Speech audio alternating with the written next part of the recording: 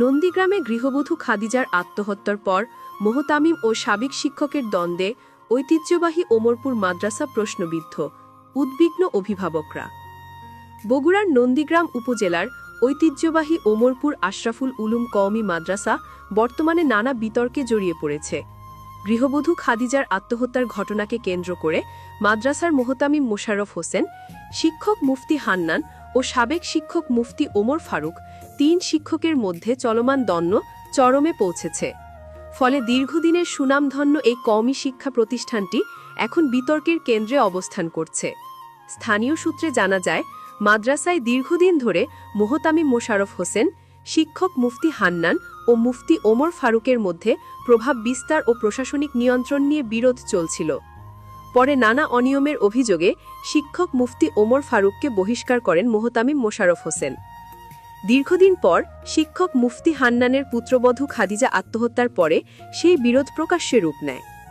এক পক্ষ অপর পক্ষকে অনৈতিক কর্মকাণ্ড, ক্ষমতার অপব্যবহার ও সিন্ডিকেট তৈরি করার অভিযোগে অভিযুক্ত করে। সম্প্রতি মুফতি ওমর ফারুক সংবাদ সম্মেলন করে ভারপ্রাপ্ত মোহতামিম মোশাররফকে মাদ্রাসা থেকে অপসারণের দাবি জানান। তিনি অভিযোগ করেন, ওমরপুর মাদ্রাসাকে পরকীয়ার কলঙ্ক ও সিন্ডিকেটের হাত থেকে রক্ষা করতে প্রশাসনের হস্তক্ষেপ একান্ত প্রয়োজন। অন্যদিকে মোহতামিম মোশাররফ দাবি করেন, এসব অভিযোগ রাজনৈতিক উদ্দেশ্য প্রণোদিত এবং ব্যক্তিগত প্রতিহিংসার ফল। এই দ্বন্দ্বের কারণে মাদ্রাসার পরিবেশ মারাত্মকভাবে ক্ষতিগ্রস্ত হয়েছে। শিক্ষক ও শিক্ষার্থীদের মধ্যে বিভাজন তৈরি হয়েছে। স্বাভাবিক পাঠদান ব্যাহত হচ্ছে। অভিভাবকরা বলছেন, শিক্ষকরা যখন নিজেরাই দ্বন্দ্বে জড়িয়ে পড়েন, তখন শিক্ষার পরিবেশ নষ্ট হয় এবং পুরো প্রতিষ্ঠানের সুনাম প্রশ্নবিদ্ধ হয়ে পড়ে।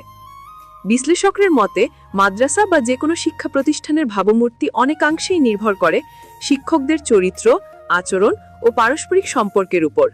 শিক্ষকরা যদি শৃঙ্খলা, নৈতিকতা ও দায়িত্বশীল আচরণ থেকে সরে আসেন, তাহলে সেই প্রতিষ্ঠানের ঐতিহ্য ও মর্যাদা হারিয়ে যায়। ওমরপুর মাদ্রাসার বর্তমান পরিস্থিতিও তারই প্রতিফলন। স্থানীয় অভিভাবক ও এলাকাবাসী প্রশাসনের দ্রুত হস্তক্ষেপ কামনা করেছেন। তারা বলেন, আমরা চাই মাদ্রাসার আগের সুনাম ফিরে আসুক, দ্বন্দ্ব মিটিয়ে ধর্মীয় শিক্ষা ও নৈতিকতার পরিবেশ পুনরুদ্ধার হোক। জেলা প্রশাসন ও শিক্ষা বিভাগকে ইতোমধ্যে বিষয়টি অবহিত করা হয়েছে বলে জানা গেছে। স্থানীয়রা আশা করছেন, প্রশাসনিক পদক্ষেপের মাধ্যমে ওমরপুর মাদ্রাসা পুনরায় তার পুরনো ঐতিহ্য ফিরিয়ে আনবে এবং শিক্ষা ও নৈতিকতার আলো ছড়াবে। সামিয়া শিমু, ডেস্ক রিপোর্ট, দৈনিক মুক্তজমিন, বগুড়া।